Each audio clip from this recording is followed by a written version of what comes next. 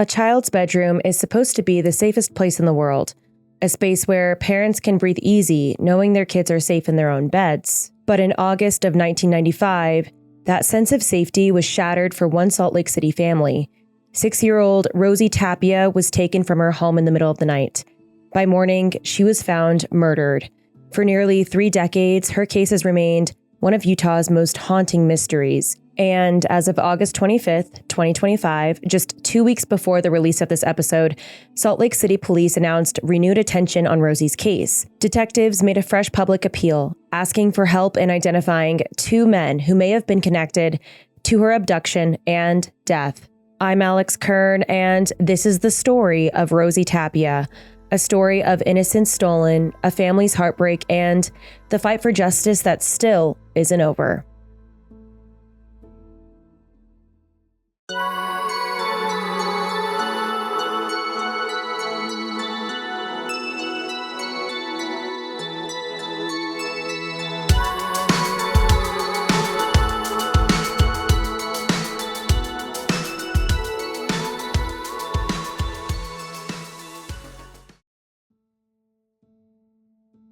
It was sometime between 5 and 5:30 on Sunday morning, August 13th, when Lewine Tapia woke up.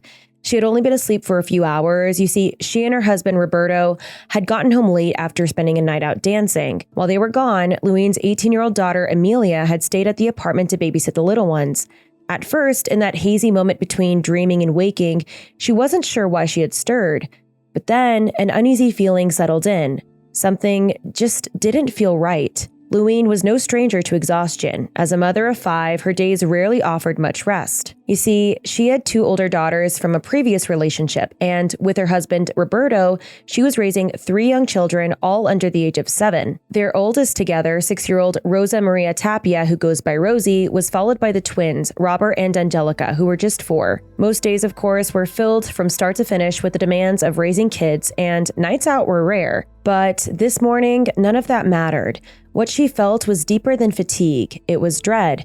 She stepped into the hallway and noticed something that immediately set her on edge. The children's bedroom door was closed. Lewine never shut it. She always left it cracked so the kids could come and go if they needed her in the middle of the night. Her pulse quickened as she reached for the handle. Inside, the sight that greeted her confirmed her worst fear. The twins were in their beds. Rosie wasn't. Even more chilling, the window she had carefully pulled down just hours earlier, making sure not to latch it so the noise wouldn't wake the kids, was now wide open. The window screen was gone, and a curtain hung half-detached, lying crumpled on the floor with the blinds. Lewine screamed her daughter's name as she rushed through the apartment, her panic rising with each room she checked. Rosie was gone, and the nightmare had begun. Lewine's mind raced, clinging to any possibility that might prove this wasn't real, anything to show her that her little girl was safe. Roberto and Amelia joined her in the frantic search, tearing through the apartment, checking every corner, every hiding spot. But Rosie wasn't there. By around 6 in the morning, with panic giving way to a grim reality, Lewine picked up the phone and called the police to report her daughter missing. Within minutes, Salt Lake City officers were on their way to the Tapia's apartment. By the time the police arrived, Lewine had already called her sister for help, and family members were pouring into the Heartland Apartments complex to search. They were organized and relentless from the start, passing out flyers, knocking on doors, and scanning the grounds for any trace of Rosie. The Tapias weren't waiting, they were taking action while they waited for law enforcement to arrive. When officers entered the children's bedroom, they saw exactly what Lewine had described. The open window, the missing screen, the curtain pulled down. While some officers stayed with the devastated family, others began canvassing neighbors, and investigators focused on the window itself. At first, detectives held back from making assumptions. Rosie's family was adamant she had been taken through that window, but police needed to consider every possibility.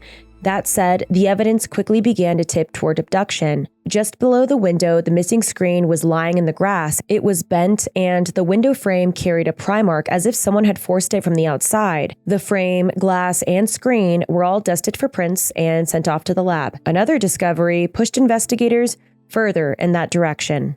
A dresser sat directly beneath the window. Anyone climbing in or out would have had to step down onto it. On a towel left across the dresser's surface, officers found a crisp shoe print, physical proof that someone had come through.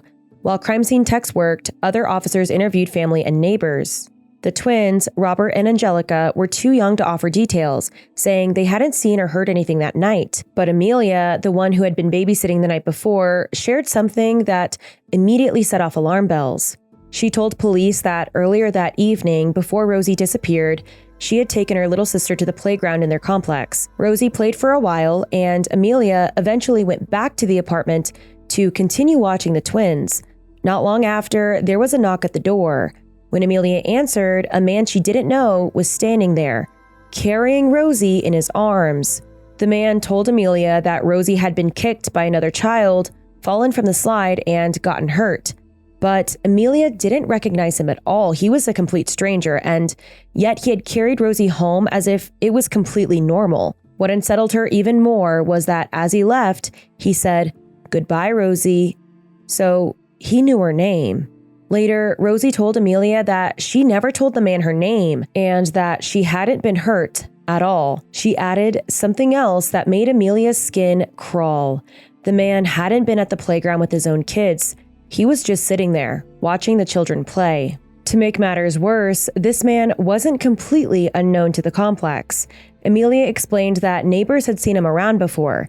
He was the type to hang out by the swing set with a guitar, strumming and watching kids. The kind of presence that parents noticed and worried about.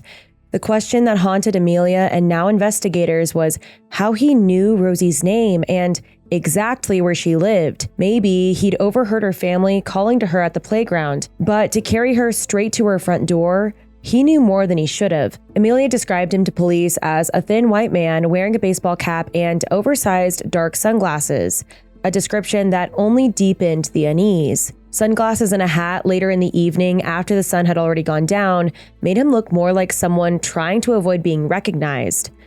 Throughout the morning hours, both police and the Tapia family pushed forward with everything they had, knocking on doors, checking hallways, speaking with neighbors, and handing out flyers. For a time, there was still the desperate hope that Rosie would be found safe and that she would be brought back home. But as the clock crept toward mid-morning, between 10 and 10:30 a.m., only a few hours after Lewine had discovered her daughter missing, that fragile hope was broken. What they feared most had come true. As the hours slipped by, the search stretched beyond the apartment complex. Late that morning, a man named Gustavo was jogging his usual route with his dog along a canal branching off of the Jordan River. Something floating in the water caught his eye, and at first, from a distance, he told himself it must be a doll. But when he got closer, the truth left no room for denial. It was the body of a young girl, face down in the current. Gustavo immediately went for help. Police arrived quickly and pulled the little girl from the water. It was Rosie Tapia. She was still in the t-shirt and shorts she had worn to bed, clothes that, hours earlier, Lewine had tucked her into. The canal was only a block from the Tapia's apartment, and that detail gave investigators pause.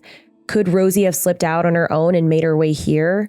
Maybe, they thought. She wandered down to the river to play and then fell in and drowned. Her clothing was undisturbed, and there were no obvious injuries at first glance. For a short time, some officers considered whether this might have been a tragic accident. Her family, however, never believed that narrative. Rosie was cautious, she was young, and she would have never left the apartment in the middle of the night without telling anyone. For them, there was only one explanation. Someone had taken her. Detectives pressed on. Rosie's body was rushed to the medical examiner for an autopsy, while officers searched the banks of the canal, hoping to find where she had gone into the water. When that failed, bloodhounds were brought in that evening to follow her scent. They found nothing. By the next afternoon, the medical examiner's report was complete. Whatever faint illusion of an accident had lingered was completely shattered. There was no mistaking now that Rosie's death was the result of something far darker. The findings showed she hadn't wandered from home, and she hadn't simply fallen into the canal. What happened to her was violent, intentional, and far worse than anyone had been prepared for. And when I checked her body, I wanted to hold her and they wouldn't let me pick her up. But I knew that she suffered, but I didn't know exactly the type of injuries she had until I read the medical report. And the more I read it, it just broke my heart that she had to suffer the way she did. And why would anybody want to hurt a little girl like that? I just can't understand that. The autopsy ended any lingering notion that Rosie's death might have been an accident. The medical examiner found blunt force trauma. She had been beaten, but ruled her official cause of death as drowning. Most devastating of all, the report confirmed that Rosie had been sexually assaulted before she was killed. She had still been dressed in the t-shirt and shorts she had worn to bed, but the evidence told a different story. It was a devastating confirmation of foul play. Because her body was recovered from the canal, investigators worried that the water had washed away crucial evidence. Any physical clues that could have pointed them directly to her killer might have already been gone. Still, detectives moved quickly, determined to follow every lead they had. The most immediate lead was the man Amelia had described, the one who carried Rosie home from the playground. He lived in the same apartment complex, and police tracked him down within days. To investigators, he presented himself as nothing more than a neighbor who had stepped in when Rosie supposedly got hurt on the playground. They also discovered that he had a son he sometimes brought to the playground, which in their view explained how he might have known Rosie's name or where she lived. For Rosie's family, that uneasy feeling never left them. Now, remember, Rosie herself told Amelia that she wasn't hurt that night, directly contradicting his story, and neighbors remembered him lingering at the swings with a guitar, watching kids play. Those details continued to unsettle anyone who looked closely at this case. But once detectives were satisfied with his explanation, he was taken off of their list of suspects. With that lead gone, investigators widened their search. They began compiling lists of every registered sex offender in the area, and even people suspected of similar crimes who weren't officially registered. At the same time, they continued to check in on the Tapia family. Statistically, most crimes against children are committed by someone close to them. But in Rosie's case, there was no indication of that. There were no reports of abuse, no whispers of mistreatment, and the family cooperated fully from the very beginning. They wanted nothing more than for the police to find who had taken Rosie and why. When word of Rosie's murder spread through the Heartland apartments, the entire complex seemed to freeze. Parents pulled their kids indoors, curtains stayed drawn, and the air felt thick with unease. For families living there, bedtime no longer felt safe, and even daylight carried a weight of suspicion. As neighbors whispered, reporters began digging, and that's when parents started to share stories that made the community's fear cut even deeper. One mother revealed that just a week before Rosie's death, her own daughter had been abducted and raped inside the same complex. She kept her name private, but in a televised interview, she claimed that when she tried to report it, the property manager urged her to stay quiet.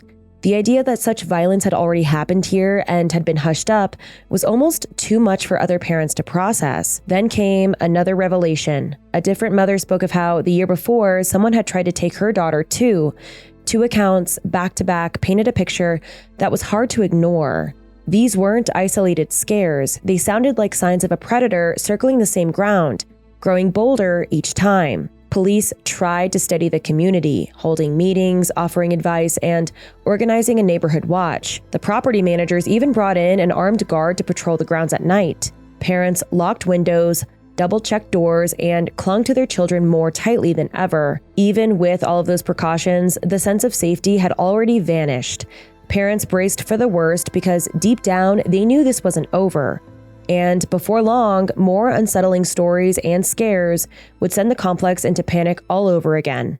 In the weeks after Rosie's murder, the investigation twisted between false alarms and dead ends. One of the eeriest moments came quietly at her grave. Someone had left a Barbie doll, a gesture that could have been an act of kindness from a stranger or something far more sinister. Detectives had no way of knowing, but they couldn't ignore the possibility that her killer had returned to leave it there. It was one more thread in a case already heavy with unanswered questions. Not long before that discovery, the complex had been thrown into panic when 5-year-old Yolanda, a little girl living there, was reported missing. It was August 23rd, just 10 days after Rosie's murder. Her aunt woke up at around 6 in the morning to find her gone and called police immediately.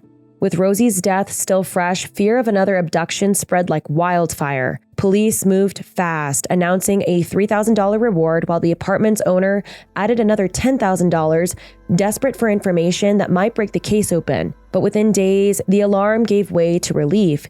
Yolanda's mother phoned in. She had actually picked up her daughter without telling anyone. So Yolanda was safe. Through late August and into September, detectives pulled at every thread. A utility truck parked suspiciously near the complex, a transient living in a nearby field. Each was checked and each led nowhere.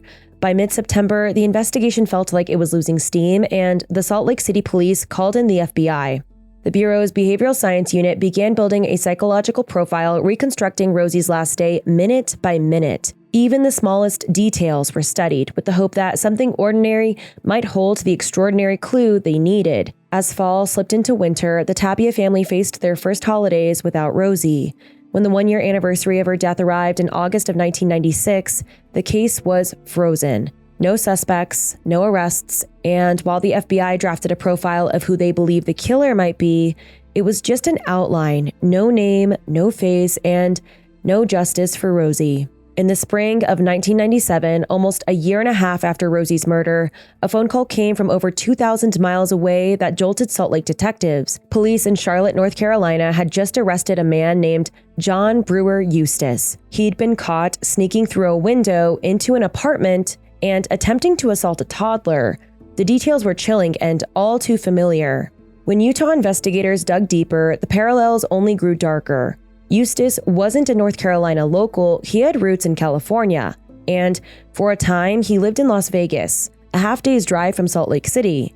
His name had surfaced before in connection with two unsolved murders, one in Las Vegas in 1990 and another in Reno in 1994. Both victims were young girls close to Rosie's age, taken from their apartments. In one of those cases, the killer had removed the screen from a ground-floor bedroom window, the very method police believed was used to take Rosie. The arrest seemed to line up with what the FBI's behavioral science unit had begun sketching months earlier. Working with Salt Lake City police, they had pieced together a psychological profile of Rosie's killer. While the official profile was never released to the public, a psychologist who reviewed it described the type of person investigators were chasing: impulsive, reckless, socially withdrawn, someone who acted on urges without planning or care for the consequences. On paper, Eustace fit that mold uncomfortably well. Salt Lake City police exchanged information with North Carolina investigators, hoping for the break they had been waiting for. But the connection to Rosie remained circumstantial at best. By August of 1997, the trail had cooled again. Eustace was eventually sentenced to 80 years in prison without parole for what he did in North Carolina. Yet he was never charged in connection with Rosie's case. Later that same year, Utah authorities questioned another known predator, but that went nowhere. And so, time dragged forward. For 7 long years, Rosie's file sat open but unmoving. Her family waiting for answers, her community haunted by the thought that her killer might still be out there. The years dragged on with no answers. Rosie's case lingered in limbo, and the Tapias were left to measure time by absence. Another birthday without her, another holiday that felt incomplete. For Lewine, the waiting meant constant calls to detectives, her voice on the line every few weeks, hoping this time there might be something new. Almost always there wasn't. In that emptiness, rumors spread. Some whispered about Amelia, suggesting that maybe she had hosted a party while babysitting that night and something had gone horribly wrong. Amelia denied it from the beginning, and investigators never found evidence to support this claim. Still, in a neighborhood desperate for explanations, speculation filled the silence. Then, in May of 2004, nearly 9 years after Rosie's death, detectives finally had news to share. They told the family there was someone that they were looking at. A man already in custody in Midvale on charges involving another child. He had provided information, even what investigators described as physical evidence. But they refused to say more. His name, the details, what the evidence was, all of it stayed locked away, and for a brief moment, it felt like the first step toward answers. But the hope collapsed quickly. Whatever he offered didn't hold, and the lead went nowhere.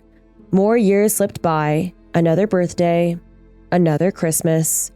By 2010, nearly 15 years had passed since Rosie was taken, and detectives returned once again to someone from the past, someone investigators had circled back to, a person they now believed might be able to shed light on what truly happened that night.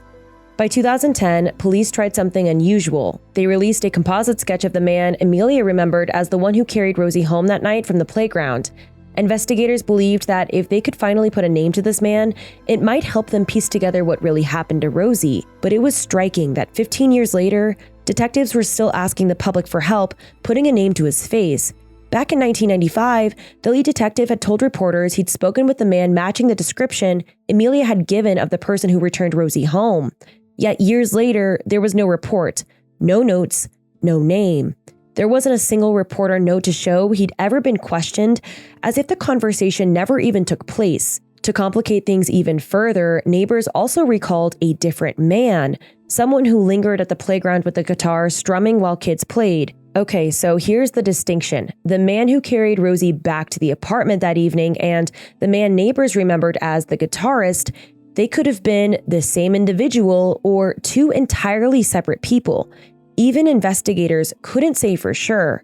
It's confusing, but that's the point. The fact that police themselves couldn't clarify whether they had spoken to one man, two men, or neither shows how shaky this part of the investigation was from the very start. So in 2010, detectives turned to the public. They put out a sketch hoping someone would recognize him.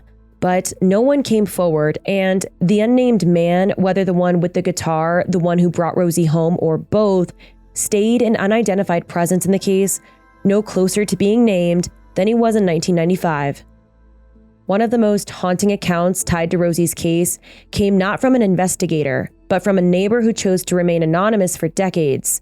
In 2019, he came forward publicly, though he had tried years earlier to share his account, describing what he said he saw the night Rosie was killed.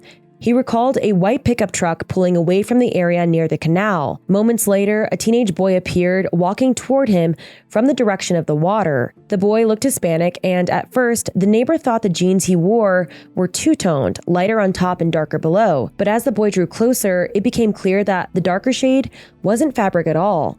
It was water soaking the denim up to the knees, as if he had just been standing in the canal. The neighbor said that he had tried to tell police in 1995, but no one took his statement.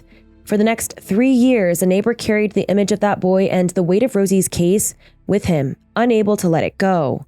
When he finally spoke to investigators in 1998, he claimed that they just brushed him off, even building a composite using images of older men rather than the teenager he insisted he'd seen. To him, his words were ignored, and if his account is true, it suggests that there may not have been just one person connected to Rosie's death. A truck drove away, a boy walked from the water, which means someone else was behind the wheel. While that witness's story eventually surfaced, Rosie's own brother Robert had long carried a chilling memory.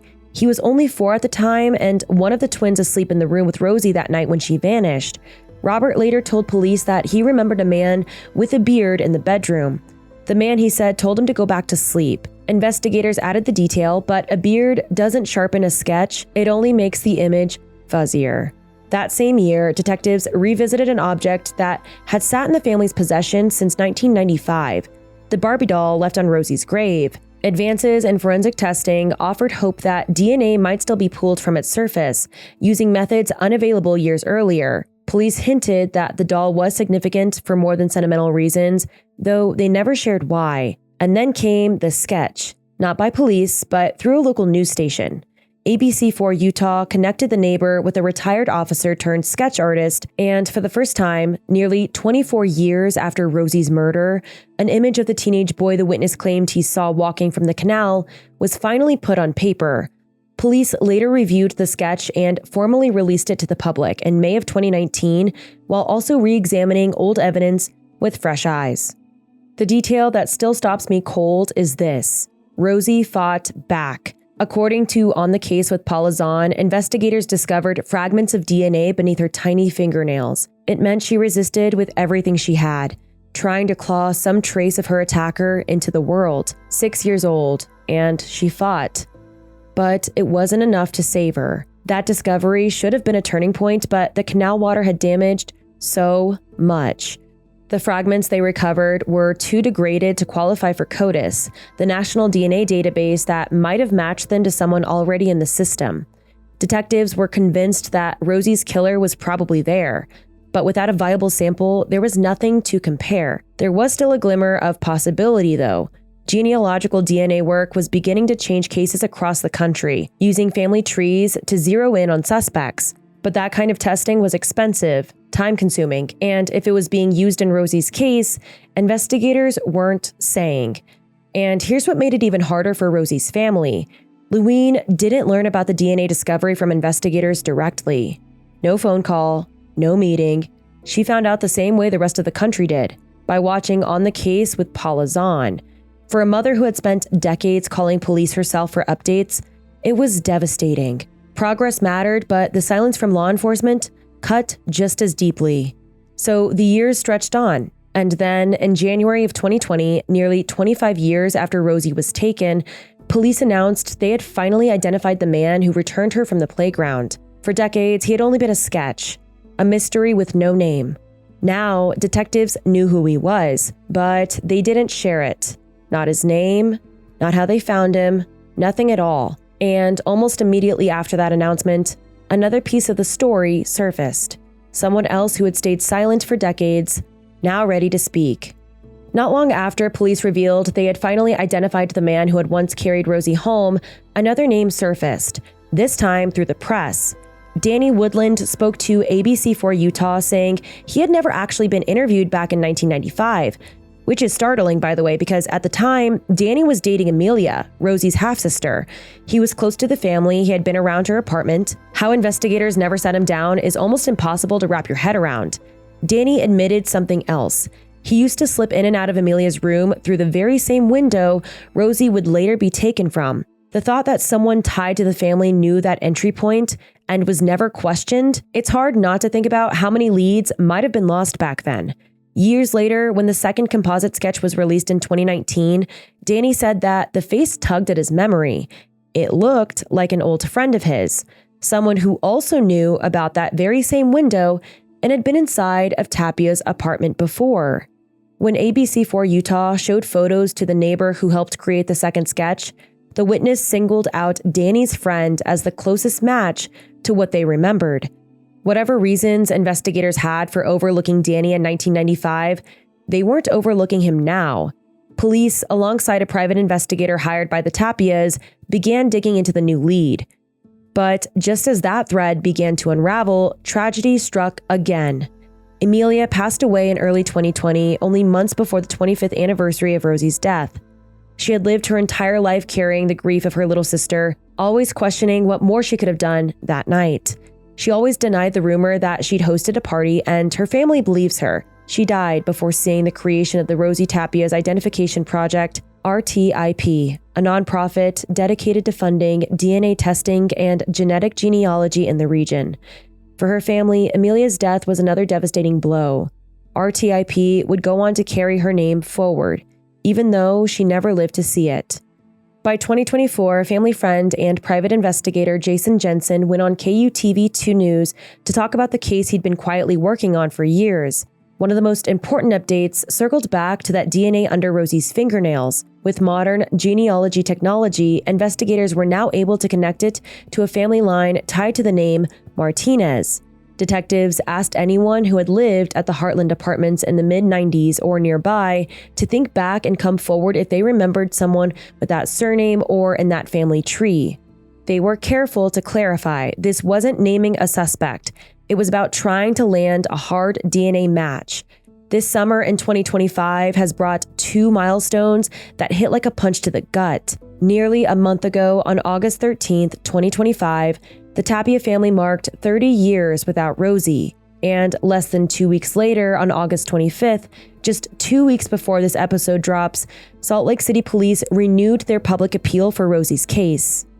This time, they were looking for two Hispanic teenagers who had been at the Tapia apartment complex the night Rosie disappeared. Back in 1995, the boys were thought to be between the ages of 16 and 20 years old, with slender to medium builds and possibly tied to the 21st Street Gang. A witness remembered them drinking with the babysitters inside the Tapia apartment without Rosie's parents knowing. Today, those same boys would be in their 40s or 50s. Detectives believe they may hold answers that could finally break this case wide open. After 30 long years, investigators are still pleading for the truth. As of September 2025, no one has ever been arrested for Rosie's murder. No suspect has ever been named. 30 years have passed, yet her family has never stopped searching for justice. Lewine, her mother, has said time and time again that she will never stop fighting to find out who took Rosie from her. Decades later, she still clings to that promise that her daughter's killer will one day be held accountable. I'm getting old. My health's not good. I don't want to leave this world without knowing who took my Rosie. Through everything, Lewine has held on to the belief that the answers haven't disappeared, that someone somewhere still knows the truth, and she has vowed that she won't stop until the person responsible for Rosie's death is finally brought to justice.